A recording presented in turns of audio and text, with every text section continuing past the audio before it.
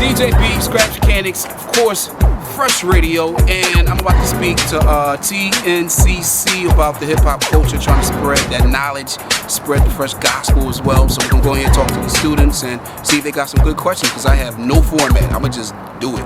Just do it. Ben Bada took that, started doing the same thing, wrote an essay, won a trip to Africa. All right, and he met the Zulu tribe, and that was the birth of the Zulu Nation, because he was a black spade gang leader. And what he did was he was like, I'm gonna take this concept they doing in Africa, bring it to the States, but unite people. So he was turning the black spades and other gangs into one, and they will come get together, and instead of fighting, they end up dancing to the music that the DJ was playing. Alright? This when the term breakdancing started, because back in the day when music always had a break, and the break of a record is the part of the music that it's just instruments. It's just a breakdown beat, nobody singing, nobody doing anything. It's just mainly a bass line and a drum beat. When that part came up, the dancers started dancing extra hard, so like they couldn't wait for that part to come up. So then, what Kool Herc decided to do was keep that break going. There was no technology, all he had was a record. So we bought another record, the same record, played that part of the break. When that part ended, played it again, but on beat, so that people could keep dancing. That's where the term break dancing comes from, because they dance into the breaks of the record. I think with the technology today, it's more popular than ever, because you don't have to listen to radio. You got so many different avenues here, but you got different avenues to search for music.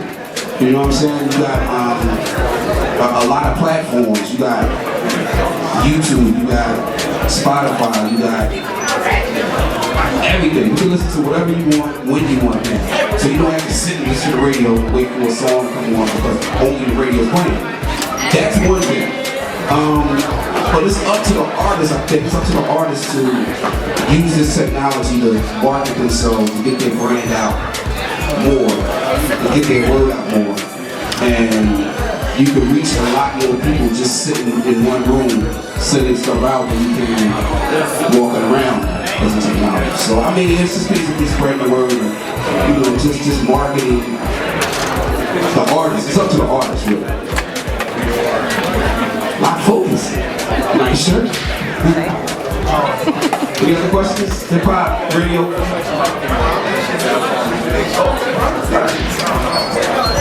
South Bronx, birthplace of hip-hop. Word. So everything I'm speaking is correct.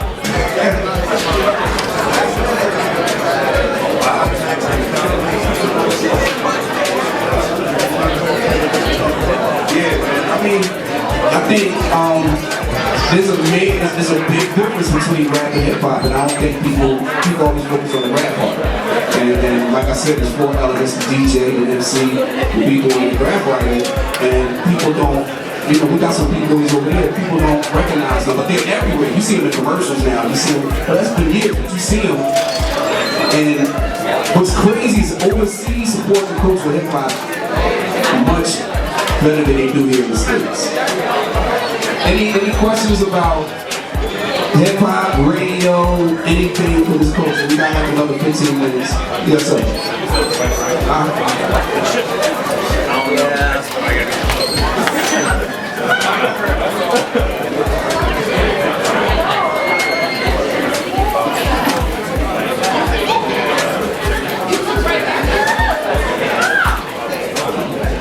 Okay, his question was, there was an article on Pandora, there was a news, we saw it on the news, he said, well, I mean, he said that certain music that people hear can control their political view, pretty much. I mean, anything, it depends on the individual, I guess. If you let something tell you what it is without you doing the research, you know what I'm saying? I think that's kind of weak to me. Like, if you want to believe in something without actually doing the research, just because somebody said it, you can't believe the media. The media tell you what they want you to tell. The media will explain what they want explained. And sometimes, I mean, you've seen a story where the news will say something, and then another news network will say totally different things, it's missing facts, but they only tell you certain amount of things. So I don't think music can control that. I think it's up to the individual, honestly. You know what I mean? But music is very powerful because it's actually doing it. You know what I'm saying? If Jay-Z make a record, and he did it, Jay-Z said, what do you say?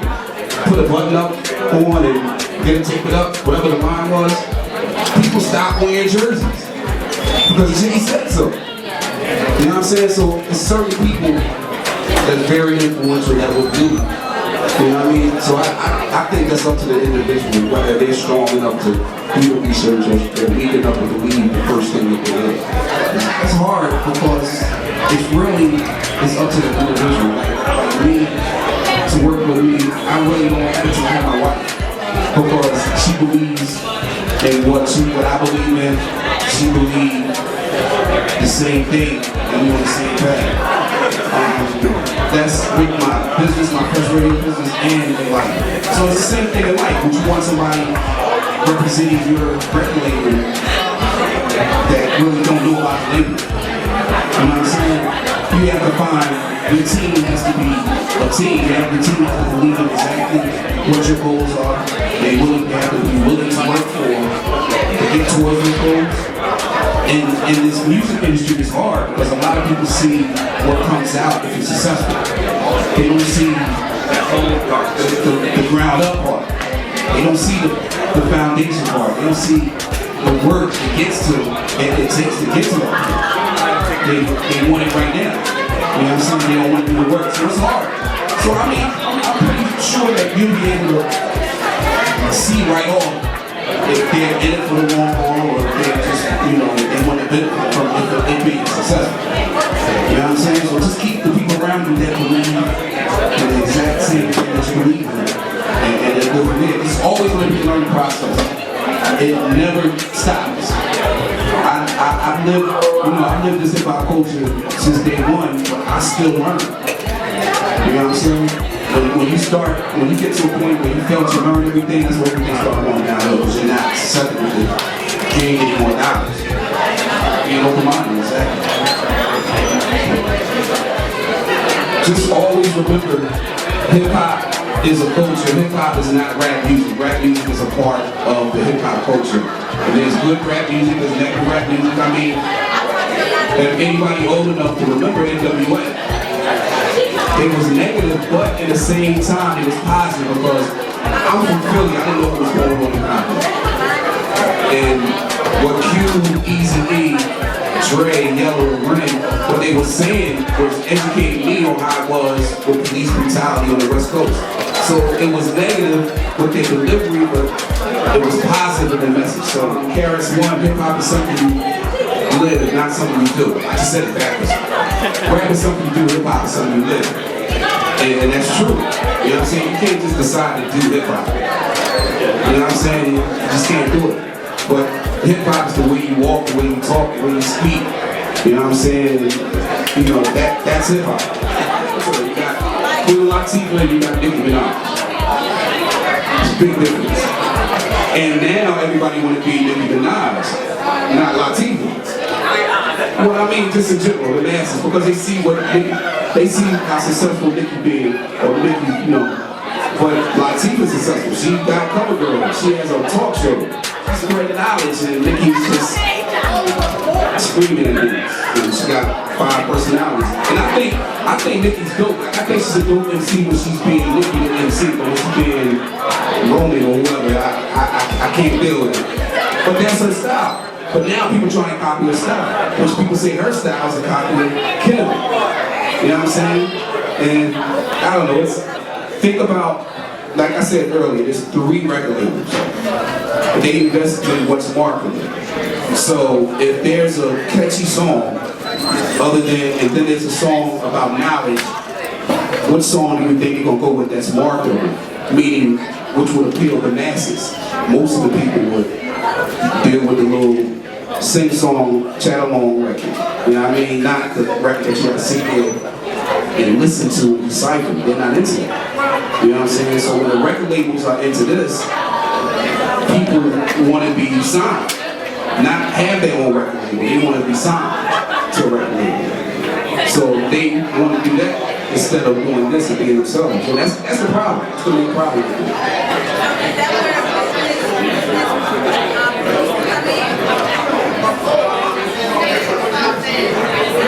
I mean, there's a book called This Business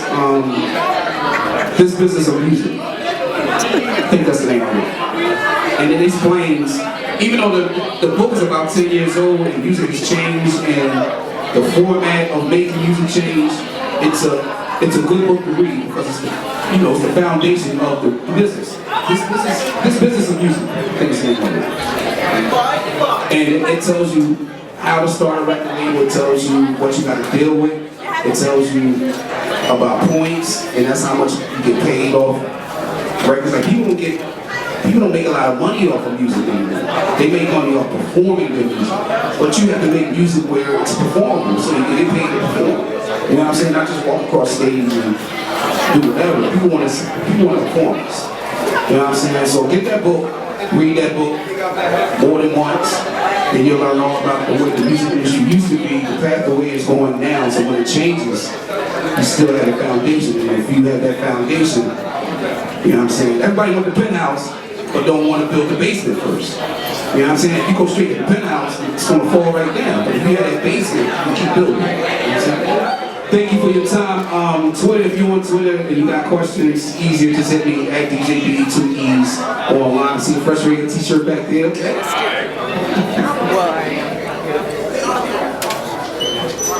But yeah, like I said, even the email, djb2esmc@gmail.com. Any questions, I answer my email, I answer my tweets. And that's what's good. That's a positive thing about technology now where, a lot of people are easily accessible. You know what I'm saying? So, again, thank you for your time and enjoy the rest of the day. And, I'm trying to keep this culture of hip-hop alive and make more people that's not into it aware. So if you heard one thing, anything today, I appreciate your time. Thank you. Thank you. Can we give DJB a round of applause? Thank you for volunteering his time to come out here and share with us. Thank you to those of you who were polite to him during his presentation. Have a good day.